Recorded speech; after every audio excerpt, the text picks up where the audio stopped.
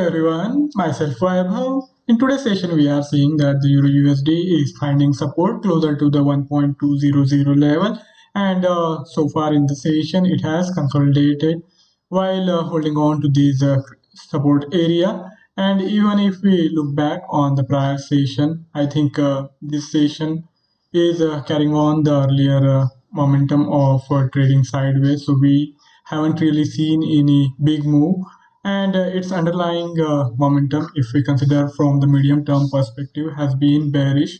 And for last couple of sessions, it has been sliding, and now it is finding support closer to this important area. But I think we can't really expect a turnaround so easily. We will have to wait for some more sessions, and then only we will be able to say if the Euro USD is likely to change its direction or not. So far, it looks like that it is holding on, and we can look for some scalping opportunities. But the medium time trend is still bearish, and even if we see some sort of retracement, maybe towards 1.205, even in that scenario, it will be better for us to keep looking for shorting opportunities. So you can adapt a sell on rise approach here. If we consider the trading context for the day, we had plenty of data releases in the day. Earlier in the day, during the European trading hours, we got the final PMI readings, and there we saw that most of the countries in Euro area are experiencing expansion in services sector now. And if we consider the changes in terms of month on month, there is not much of a change. For the France, the service sector has now entered into an expansionary territory, and Germany, it is at 49.9, just below the 50 mark. And for the euro area as a whole, we have expansion happening at 50.5. Moving on to the US data, we got ISM non-manufacturing PMI for the month of April, and here we are seeing some moderation compared to the prior reading of 63.7. And if we consider the reading in absolute sense, it is quite robust expansion to say the least.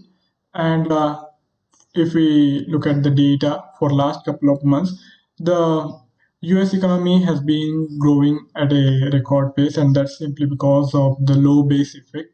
And the pickup in economic activity has been sound, and as a result of that, we are seeing these manufacturing PMI as well as non-manufacturing PMI on the record highs, and some moderation shouldn't be surprised here.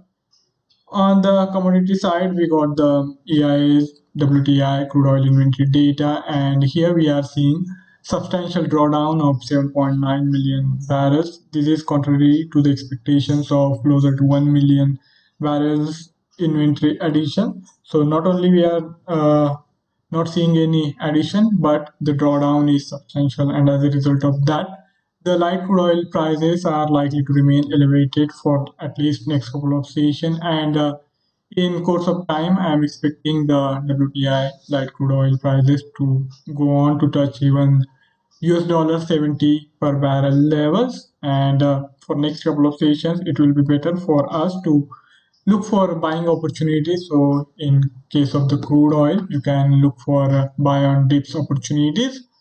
Now let's see what's happening in the Euro USD, if there are any trading opportunities in today's session, and then we will also consider the gold. Let's start with the Euro USD's technical outlook.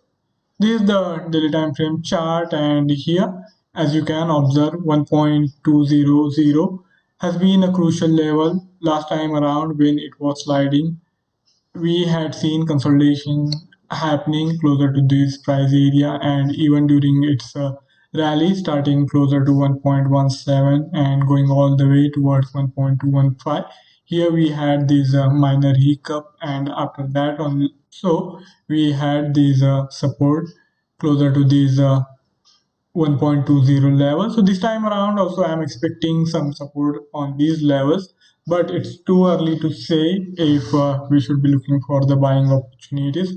But as I said in my opening remarks, we can expect some retracement, some move from these levels to the higher side, and after that, we will have some trading opportunities which we will have to determine using the key technical criterions. And if you consider the lower time frame charting here, as you can observe, the regression curve has flattened somewhat after the price action has moved to the lower band. But on the lower side, we do have this central pivot point closer to 1.195, and it is expected to act as a major support area, and even the current price area of 1.200 is a crucial support.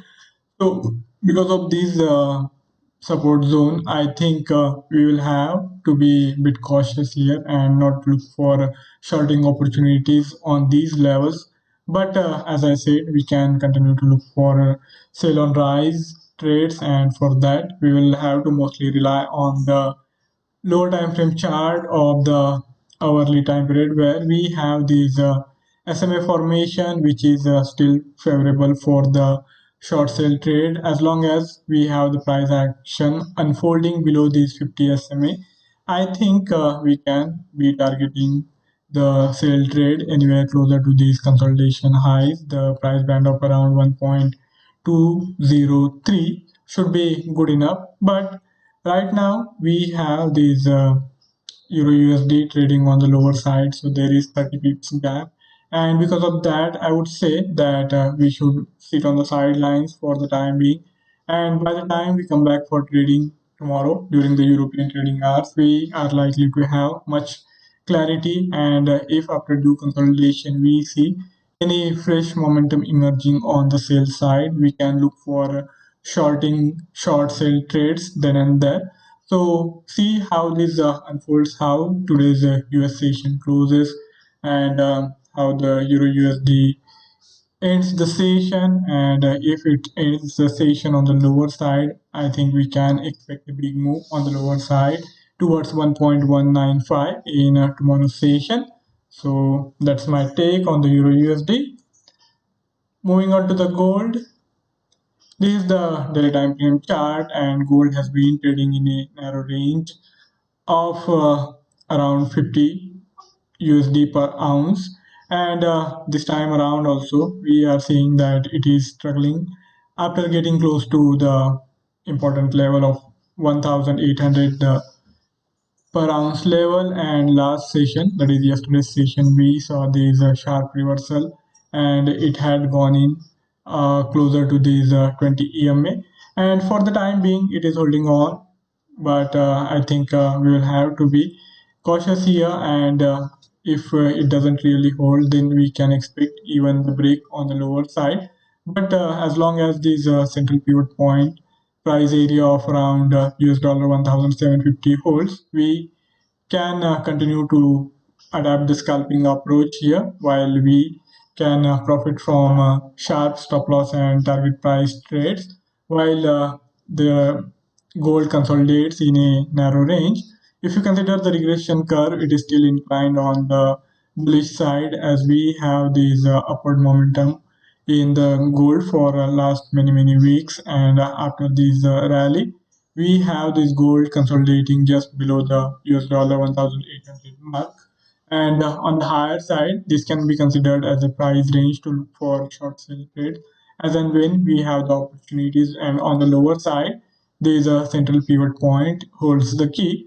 So unless we have breakout on either side, I am expecting the gold to spend most part of this week in consolidation phase. And as I said, we can profit from this price action as well.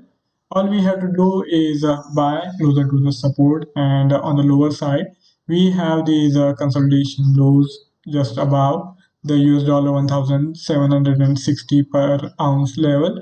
So if we consider the price move so far, you can see that if we have bought above this price area, you might be making some profit. And on the higher side, we have this resistance in place, which has kept the gold's price capped on the higher side. So this is the price area I'm also trying to trade with, and as long as we have the gold within this range. We can look for both side trades. We can look for shorting opportunities when we have gold struggling to cross this resistance area, and on the lower side we can consider these as an immediate support, and as and when we see that gold is turning the corner after getting closer to the support area, we can look for initiating the buy trade. So in today's session, looking at the price action, I would say that if we look for any buy trade anywhere closer to this confluence zone of 50,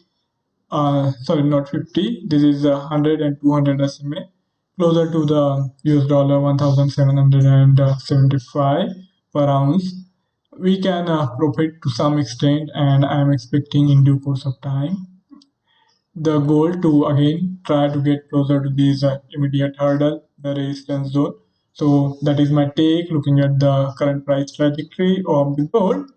And if any of you have any query or any idea to share, you can write to me in the feedback section, and I would be more than happy to take the discussion forward.